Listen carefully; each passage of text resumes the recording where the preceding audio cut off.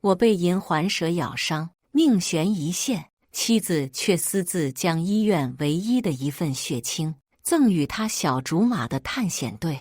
我打电话求他把血清留给我，他却直接将我拉黑。你能不能懂点事，不要无理取闹了。他不知道我没嫉妒他的小竹马，没有血清，我要死了。大家好，开始今天的分享之前，希望你能给人间烟火点个订阅，我将会分享更多优质的内容。我死了，死在了蛇毒下，以至于成为游魂后，还拖着一条黑肿溃烂的小腿。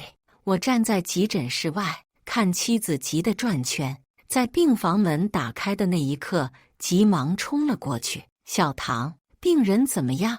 脱离生命危险了没？放心吧，夏医生，血清打得很及时，而且那条蛇本身也是无毒的，病人已经苏醒了，您现在可以进去看看他。直到护士出来，我才知道，原来夏唐等的人不是我。想想也是，结婚3年，他从没有对我露出过那种表情，就像他也从来没有爱过我。夏唐闻言，匆匆跑进去，见到病床上的人时，眼泪瞬间噼里啪啦掉下来。你吓死我了！你现在感觉怎么样？还有没有哪里不舒服？燕泽辰摇头，没有了，谢谢你。不过你还是回去吧，你陪我到这么晚。许博轩知道肯定会不高兴，我不想你们2个因为我吵架。听到我的名字，夏唐原本欣喜的表情顿时冷下3分。快别提他了，我原先还不知道这个男人这么恶毒，竟然会因为自己的嫉妒心罔顾人命。他刚刚竟然给我打电话说什么自己被蛇咬了，快死了，让我把血清留给他。我呸！他明知道你情况危急，还在那边这种瞎话骗人，就是嫉妒你，小心眼。我当时怎么瞎了眼，嫁给这么个东西？夏唐说这些话时眼都不眨，似乎很享受这种苛待我来博得对方欢心的方式。果然，燕泽辰听完这话笑笑，随即又换成一副愧疚样。那你就这么给我了？他不会找你麻烦吧？夏唐翻个白眼冷哼，他敢？你都不知道他在家那个窝囊样。我说东他不敢说西，怂得跟个孙子似的。我听着那些话里话外毫不掩饰的贬低与嫌恶，心痛到无以复加。我曾经以为只要我对他足够好，总会把他那颗心武化，所以这么多年我竭尽所能爱他。没想到换来的结果就是连活着都不配。蛇毒让我即使成了灵魂，依然处于精神涣散的状态。好半天才想起来，自己昏迷前的最后一通电话就是打给夏唐。当时他也是这样恶言相向。许博轩，你能不能别因为人家哪都比你好，就嫉妒人家？连抢血清这种事你都做得出来，还被蛇咬了，你怎么不说你被车撞了呢？撒谎也撒个靠谱点的吧。我气若游丝，看着自己已经红肿发黑的小腿，竭力呼喊：我没骗你，留给我，求你了，不然我会死的。而且你不是说咬燕泽辰的那条是无毒的吗？夏唐蹙眉，在开口时语气里含着浓浓的鄙夷。万一呢？我求个保险不行啊？许博轩，你能不能懂点事，不要无理取闹了。行了，快别烦我了，你这种人真要死了最好。他说完就挂了电话，再打过去时已经被拉黑，而等我再睁眼，就已经成了一个无家可归的孤魂野鬼。我被困在了夏唐身边，无法远离，只能看着他尽心竭力照顾燕泽辰，却对我这个丈夫的情况漠不关心。没什么大问题，已经能下地走了。我先回队里说一声，晚点再来找你。燕泽辰没管夏唐有多不舍，撂下一句话就径直离开。自他走后，夏唐就蹙着眉一遍一遍解锁屏幕，似是在等什么东西。我看了看时间，正好8点，这是我以往催他回家的时候。家门口有条巷子，路灯常年不亮，每次我都要确认他回家的时间下去接他，但往往会遭到他一顿骂：许博轩，你闲得没事做是不是？查岗呢呀？我不回家去呢，真是有病！挂了。我年复一年的接他，他年复一年的骂我。手机铃声终于响起，夏棠下意识嘟囔：我这时候打电话来扰他好事。结果看到屏幕上的来电显示，立马换了副嘴脸。泽晨，当然可以，只要跟你一起吃什么都行，管他干嘛，爱高兴不高兴，什么事都没有陪你重要。那好，我们一会儿见。我苦笑着，冷眼看他那副谄媚的表情，我还以为他是在等我的电话，以为听到对方提起我时，至少也会有一刻的动摇。结果当头一棒，让我明白，我在燕泽晨面前永远都是个失败者。夏棠笑容满面，临走前还喷了香水，在丈夫去世的这天精心打扮去赴前男友的局。结婚3年，她没有一次这样期待见我，每次看我都像看个敌人。我知道她是气我抢了燕泽晨的位置。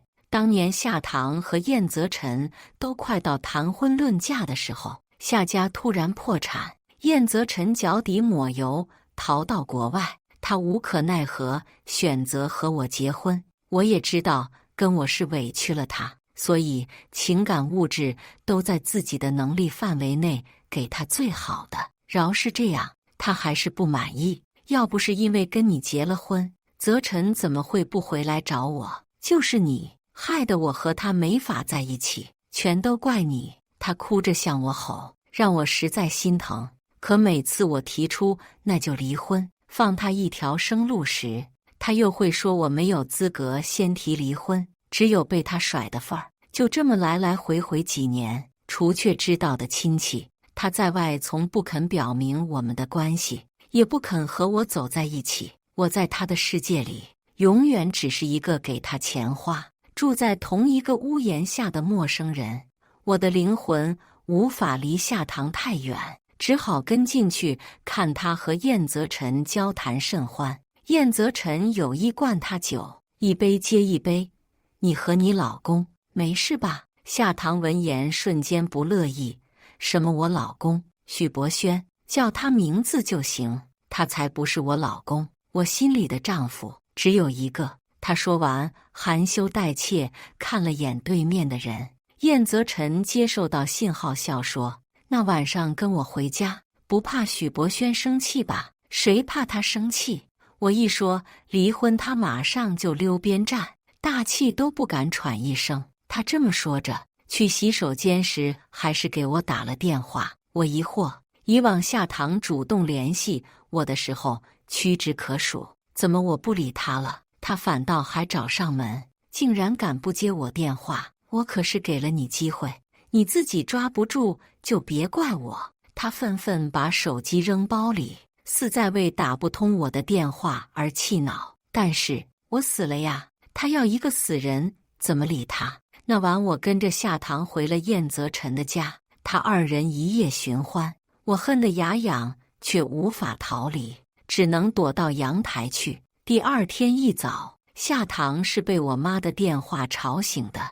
她起床气严重，也没管是谁，就没好气的乱凶一通。有病啊，这么早打电话，有屁快放！我心里一阵窝火，心里是接连不断的心疼。我妈老实了一辈子，从来不与人交恶。因为我喜欢夏棠，所以即使夏棠对她再不尊重，她也从来不说什么，只盼着我们和乐就好。可今天，她实在是忍不住了。我妈在电话里愣了愣，随即哭喊：你就是这么跟长辈说话的吗？夏棠，你丈夫都死了，你在哪里？夏棠闻言蹙眉更深，后知后觉反应过来是我妈的电话，态度却依然蛮横。你凶谁呢？你儿子都不敢跟我这个态度，你竟然吼我！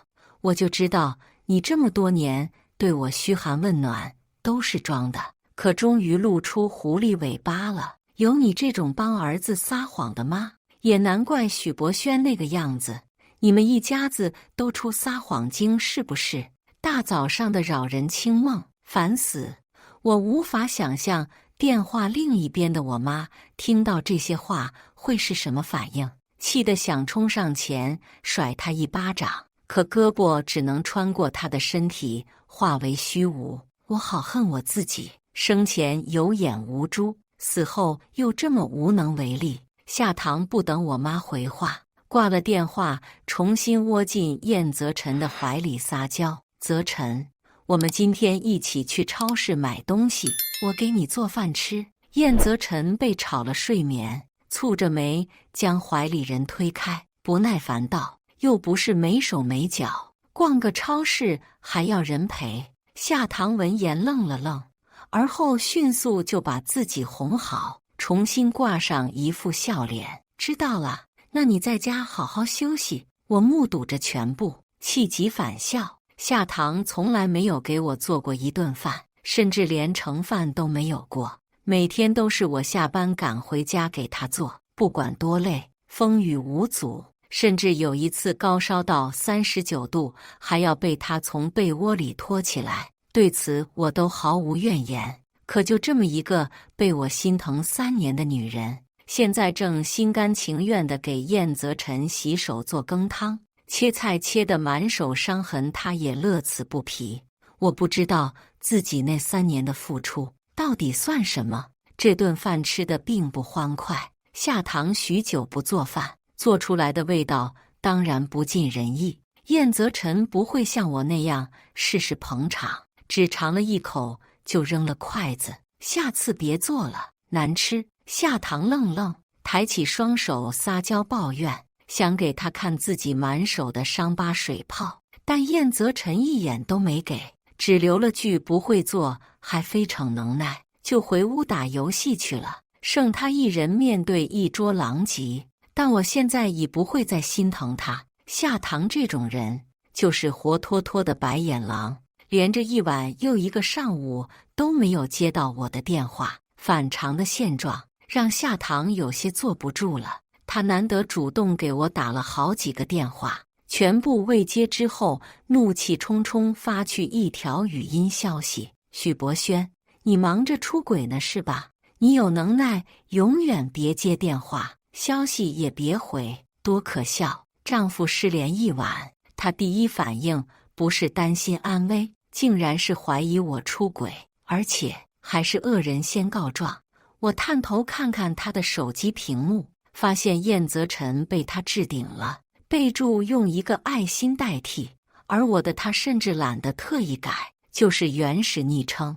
满屏的聊天记录里也全是我在自说自话，或叫他带伞添衣，或是转账。他心情好了回我一个心情不好就那样晾着，晾到我已经习惯，都不再幻想他会回我一句。消息发出去许久都没有收到回复，按照以往，我这时候已经在给他道歉转账了，可时间1分1秒过去，我杳无音信。终于下堂忍无可忍，又发出一句：你能耐，我要跟你离婚，后将我重新拉入黑名单，甚至所有与我有关的亲朋好友跟着一起。他态度决绝，摆明了要与我划清界限。我在一旁心无波澜，如今的我比他更想结束这段错误的婚姻，可惜做不到了。他做完这一系列后，就给燕泽辰打去电话，语气是与面对我时完全不同的温柔可人。泽辰，下班一起吃饭吗？我有件事想跟你商量。哎呀，我请你，不用你掏钱，你想吃哪家发给我就行了。下堂出手阔绰，人均2000的餐厅，眼都不眨就定了位置，还额外开了瓶红酒。见到燕泽辰的那一刻，他眼中的甜蜜刺得我心口又酸又疼。泽辰，之前我们在一起的时候，你说非我不娶，还算不算数啊？燕泽辰闻言笑容微微凝固，怎么说起这个了？许博轩不是对你挺好的吗？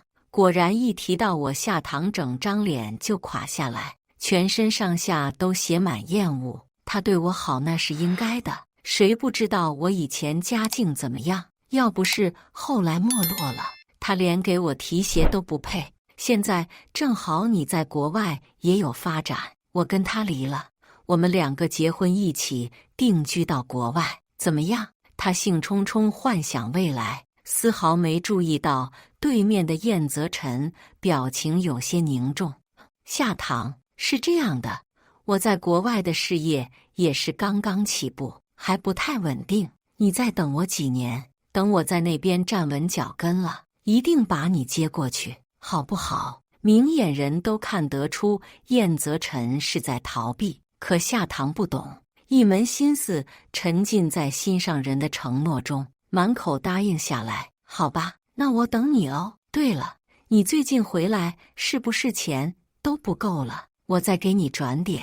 我冷眼看着他绑定我的银行卡，大手一挥，转过去20万，纷纷都是我的血汗钱。从前我怕他受委屈，没结婚之前就把卡上交，连密码都是他的生日。可即便是我的钱，他也从没有为我花过一分。如今倒可以为她的前男友慷慨解囊。燕泽辰笑开了花，甜言蜜语哄得他眉开眼笑。谢谢宝贝，等我回去就努力工作，赶紧把你娶回家。但是这边就还得委屈你再忍忍。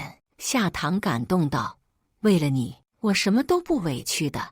我以为我今晚依然要受他们两个人同床共枕的荼毒，但出乎意料的，夏棠回了家。她梳妆台上凌乱的瓶瓶罐罐，证明我一直没回去，因为以往我都会帮她整理好。死哪去了？电话不接，消息也不回，可真是胆肥了，竟然还敢跟我闹脾气。我默然，不是死哪去了，是死了。夏棠拿着手机犹豫半天，界面始终停留在我的电话那页，最后还是拉不下脸，冷哼一声，把电话扔到一边。给脸不要脸，这回你跪下来求我也没用了。他带着怨气入睡。第二天一早，又是被电话吵醒，是我妈豁出老脸，又借了别人的手机给他打过来，要他去参加我的葬礼。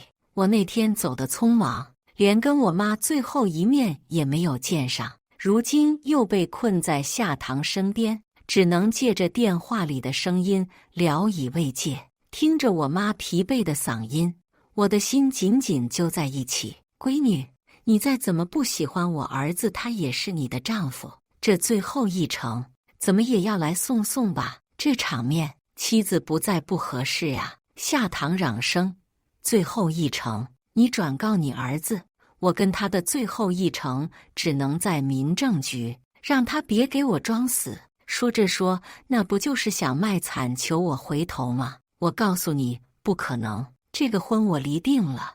我妈闻言，终于情绪崩溃，声音在电话里气得发抖。你这丫头是不是人？亏维兰对你那么好，你连她的葬礼都不来参加。我说你有完没完？跟你那个儿子一个德行，真是为了达到目的，什么谎都编得出来。行行行，我就当他真要死了，祝他一路平安，可以了吧？夏棠低声骂了一句有病，又一次挂断拉黑，动作行云流水。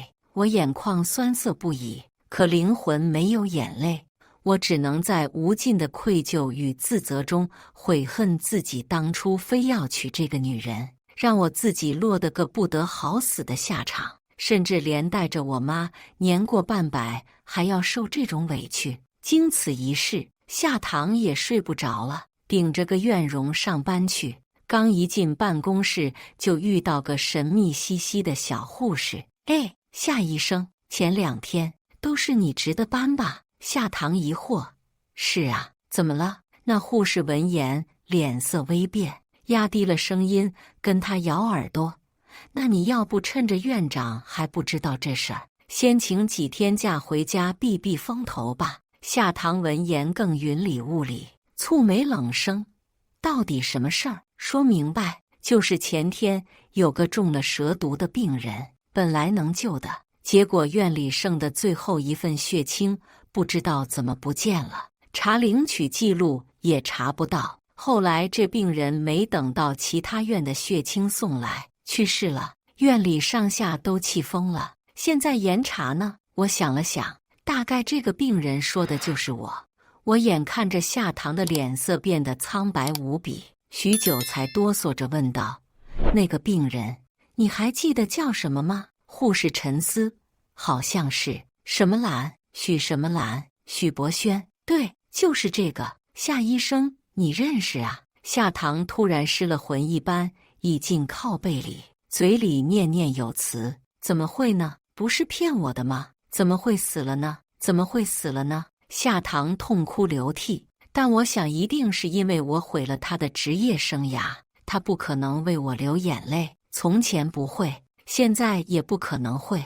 我还记得刚和他结婚那一年，我半夜突发阑尾炎，痛到直不起身，求他帮我打电话叫救护车。他当时那个嫌弃的眼神，我到现在还记得。他怪我吵他睡觉，说阑尾炎又不会死人，不会忍一忍。现在回想，我真是疯了，才爱他爱那么深。夏棠骤然起身，想去找院长批几天假出去躲躲，可惜晚了。整个医院都已经知道血清是他偷拿的，因为他的失德导致了我的死亡。屋内，院长将厚厚一沓手写材料甩到他脸上：“你知道你这是多严重的错误吗？人命关天。夏棠，你有没有点人性？有没有做医生的道德？这么大的事故，现在整座医院要停业，陪你做检讨。你脑袋里装的都是水是吗？”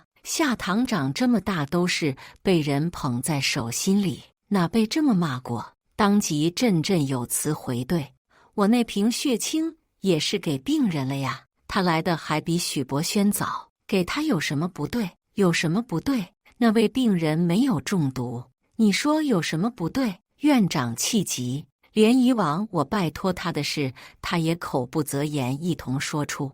你还跟我犟嘴？你以为你从前工作摸鱼开小差，我都不知道是不是？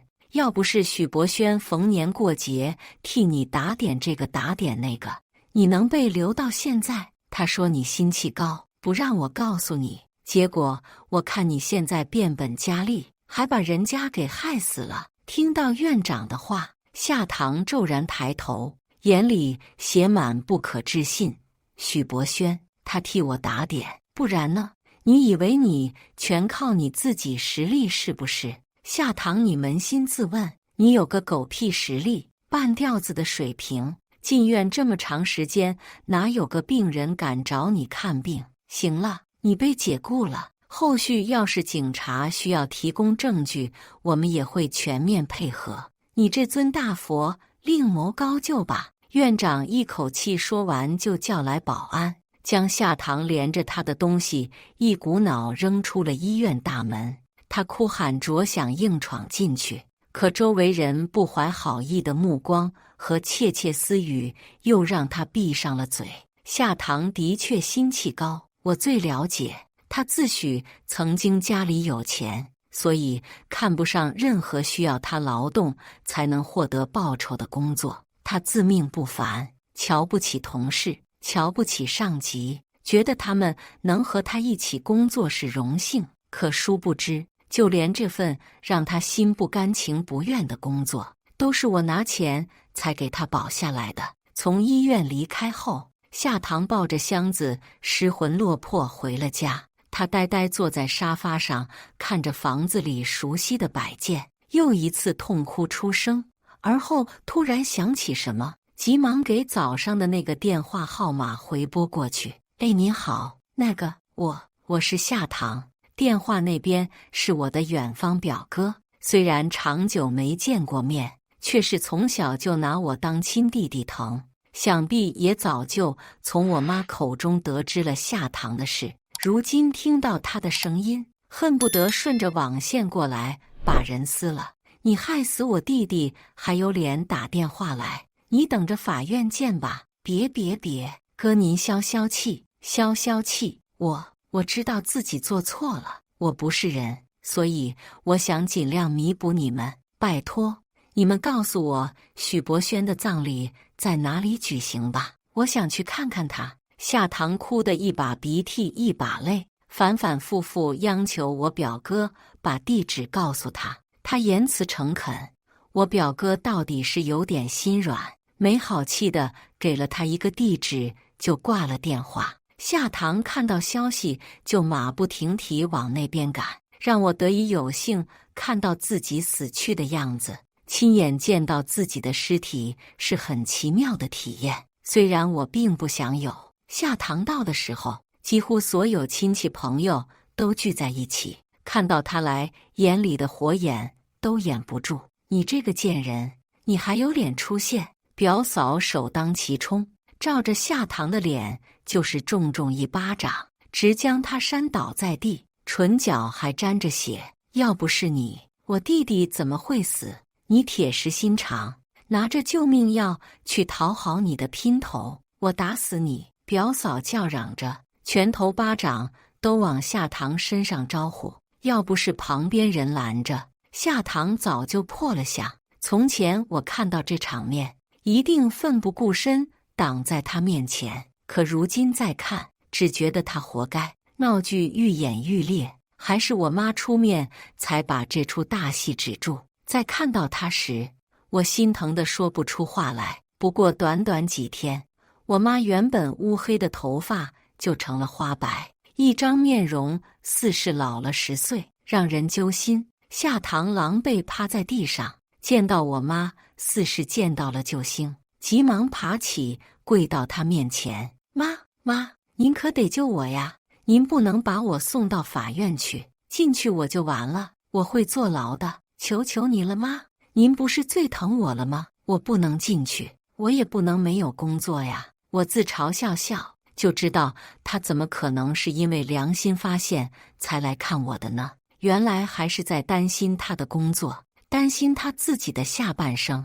我妈闻言也是怒火中烧，一巴掌又将他打回地上。你也配叫我妈？当初我让你来看看围栏，你不肯，还说那种话来气我。现在有麻烦了，知道叫我妈了。我这个妈怎么当得那么贱？要我们家不追究，不可能！你死了这条心吧，东君，给他撵走！我妈态度坚决，说完就回身去到了我的棺木旁。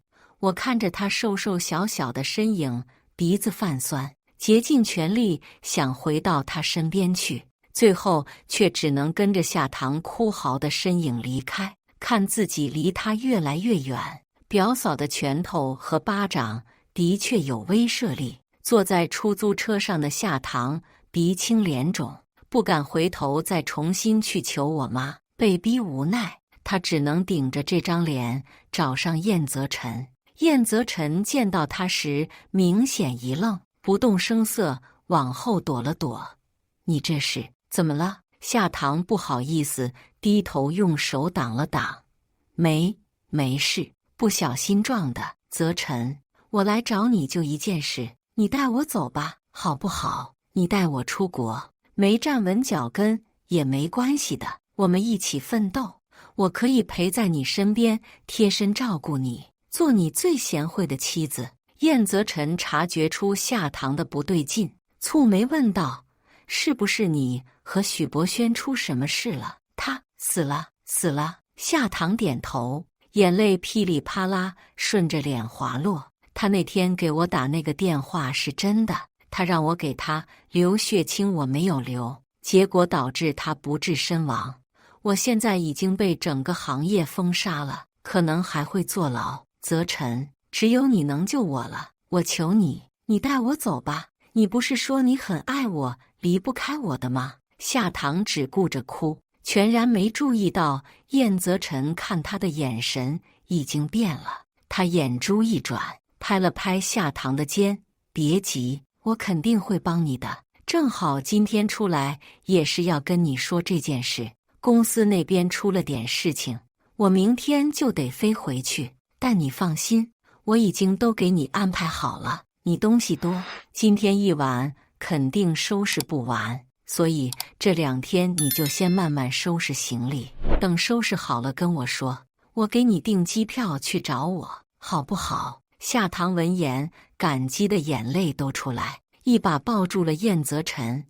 我就知道还是你对我最好，可我看得到燕泽辰那双眼睛里分明一点感情都没有，写满了算计。果然下一刻他就推开夏棠，故作为难道：“但是还有点小困难，我的钱都在另一张卡里没带回来，安排人什么的都需要钱，你先帮我垫一下吧，等我回去连着这几天的一起给你，也不多，50万就行。”夏棠犹豫了，他的确有50万，可是仅剩这50万，但在即将唾手可得的好生活面前，他不过思考了一瞬间，就马上答应：“好，我转给你，明天注意安全，一路平安，等我去找你。”“好，等你。”和燕泽辰分别后，夏棠就回到家收拾行李，偶尔翻到我的东西时还会微微愣神，但我已经不会再幻想她是在缅怀我。这个女人没有心，不管我对她多好，她永远都只会把我当成脚下泥。夏棠躲在家里2天没敢出门，因为事情败露，小区里已经涌现出大批记者，就等着抓到他现场直播。他收拾好行李，满心欢喜，等着燕泽辰许给他的好生活。可1天过去，2天过去，他发出去的消息全部石沉大海，燕泽辰消失了。终于在第3天，把他的联系方式全部拉黑。当夏棠察觉到时，为时已晚。他几近癫狂，对着那个头像疯狂发消息打语音，可全部是红色的感叹号。“燕泽辰，你不能这样对我，你回我，你回我呀！”我面无表情看夏棠在房子里鬼吼鬼叫，竟然心生起一丝幸灾乐祸的快感。